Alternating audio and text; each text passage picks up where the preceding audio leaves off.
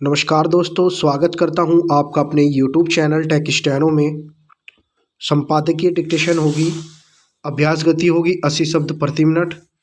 Dictation start होगा 3 second बाद। Start. इससे बड़ी विडंबना और कोई नहीं हो सकती कि जब राहुल गांधी अपनी भारत जोड़ो यात्रा के दूसरे चरण में है, तब कर्नाटक से उनके सांसद DK सुरेश कुमार यह कह रहे हैं कि ऐसी स्थितियां बनती जा रही हैं कि दक्षिण को अलग देश बनाने की मांग करनी पड़ सकती है। वह अंतरिम बजट को लेकर यह निष्कर्ष निकाल रहे थे कि दक्षिणी राज्यों के हिस्से का पैसा उत्तर भारत में बांटा जा रहा है। DK सुरेश केवल कांग्रेस के सांसद भर नहीं है, वह कर्नाटक के उप मुख्यमंत्री DK शिवकुमार के भाई भी हैं।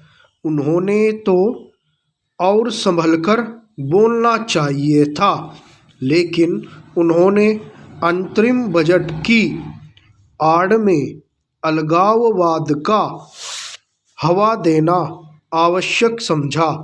इससे भी दयनीय यह रहा कि DK शिवकुमार ने उनके इस विभाजनकारी बयान पर लीपापोती करने की कोशिश की।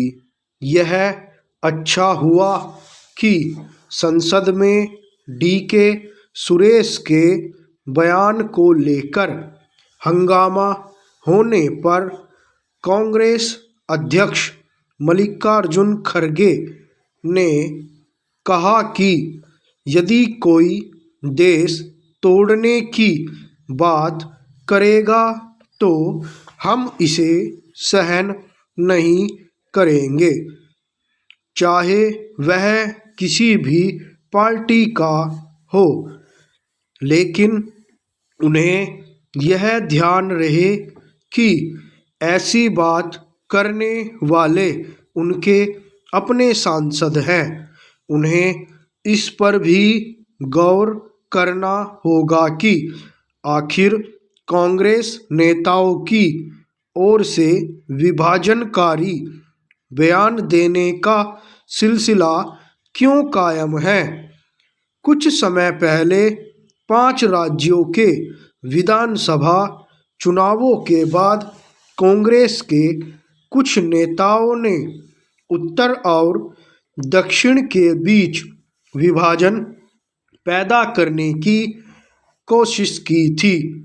यह कोशिश इसलिए की गई थी क्योंकि कांग्रेस को तेलंगाना में जीत हासिल हुई थी और मध्य प्रदेश, राजस्थान एवं छत्तीसगढ़ के साथ मिजोरम में पराजय का सामना करना पड़ा था।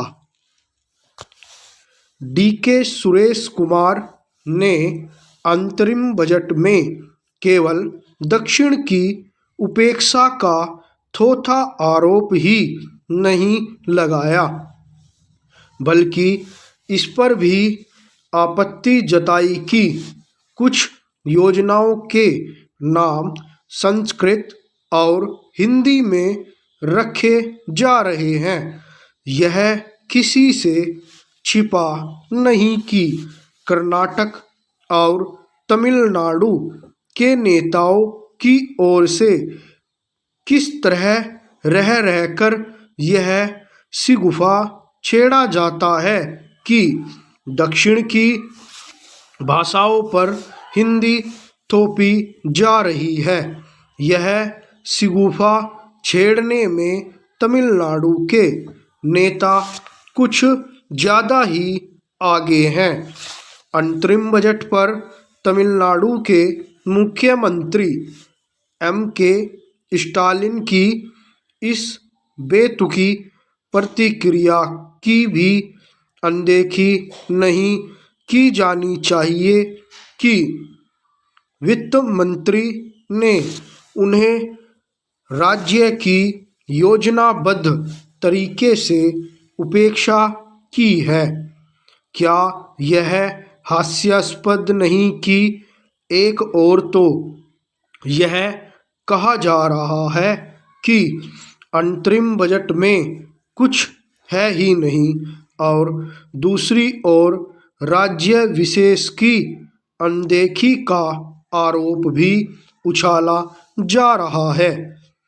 आखिर केंद्रीय अंतरिम बजट देश का होता है या फिर किसी राज्य या क्षेत्र विशेष का? यह समझना भी कठिन है कि D.K. सुरेश और M.K. स्टालिन जैसे नेता इस शरारत भरे नतीजे पर कैसे पहुंच जाते हैं कि केंद्र सरकार की योजनाएं केवल राज्य विशेष तक ही सीमित हैं। स्टॉप। तो दोस्तों, यदि आपको हमारा डिक्टेशन अच्छा लगा तो चैनल को सब्सक्राइब करें, वीडियो लाइक करें और कमेंट कर बताएं। धन्यवाद।